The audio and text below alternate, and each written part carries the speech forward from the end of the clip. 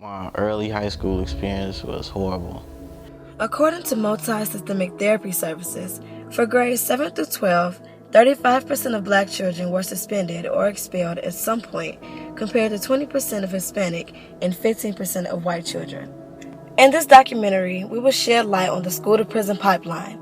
We find this to be a huge issue across the U.S., but we are focusing on Chicago. We interviewed Jonathan McLin, a Chicago Public School alumni, and asked about his experience with disciplinary action.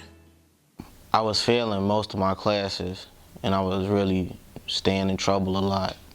They don't even give a kid a chance, to explain themselves, tell their story without getting punished. You around people, like 9-10 hours throughout the day, every day, somebody gonna bump head. But, I don't feel like expulsion is necessary. According to the ACLU, the school-to-prison pipeline refers to the policies and practices that push our nation's school children, especially our most at-risk children, out of classrooms and into the juvenile and criminal justice system.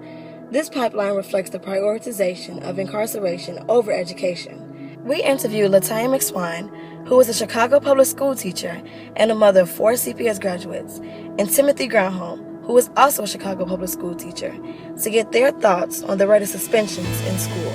Disproportionately, schools are suspending African American students. As you notice, the schools on predominantly black side of town are schools where you have less economic opportunities, more suspensions, more expulsions. It's disturbing, that number, that it's obviously not appropriate. It just seems disproportionate, obviously. If it's 42% of the population, 75% is way too high. The National Center for Education Statistics noted that some 43% of all U.S. public schools, including 63% of middle schools and 64% of high schools, have police officers on their grounds during the 2013-2014 school year. This includes more than 46,000 full-time and 36,000 part-time officers. We spoke with Latania Franklin, a school counselor at DRW Prep, to get an understanding of why police officers are in school and the problems associated with it. It makes school look like outside. It makes school look like on the corner. If I walk outside my house and there's always a police officer sitting in the car on the corner, then I go to school and I always see that there's a police officer either in the building or sitting at the front desk. That makes me want to be on guard all the time. Like, I need to watch my back. I need to be safe. The police are sent there as a reinforcement of who you are and what I expect of you. I don't think it's going to affect student behavior positively, let's put it that way. I think if anything, it would put the students on edge a little bit more. At the same time, though, there's a level of safety there. But it does make it more of an institutionalized atmosphere than more of a congenial learning environment. And that would lead towards the school-to-prison pipeline, which is unfortunate and needs to be changed. The school-to-prison pipeline is dangerous amongst all teens, especially those who are African American.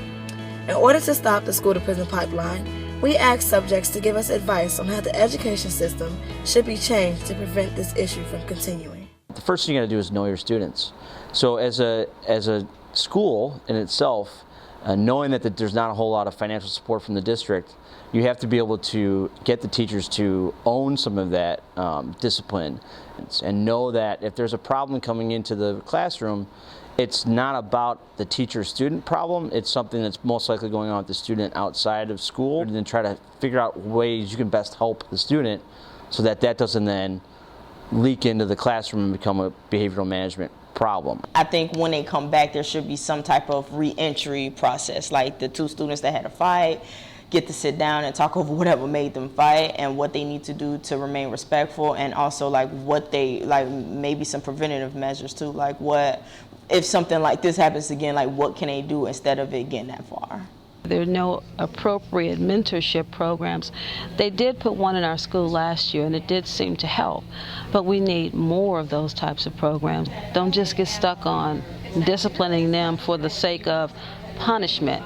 Make the discipline a situation where it improves their behavior. I want to hear, what's the problem, what was the altercation about. Then, I take it from there on. If I feel like they need to be disciplined, then, I discipline them. The school-to-prison pipeline is a controversial topic, to say the least. It is clear that African Americans are affected by this disproportionately. However, there are solutions to try to gain control of this problem. As mentioned, knowledge of student mentorship programs, post-conflict reflection, and a reentry process are all possible resolutions.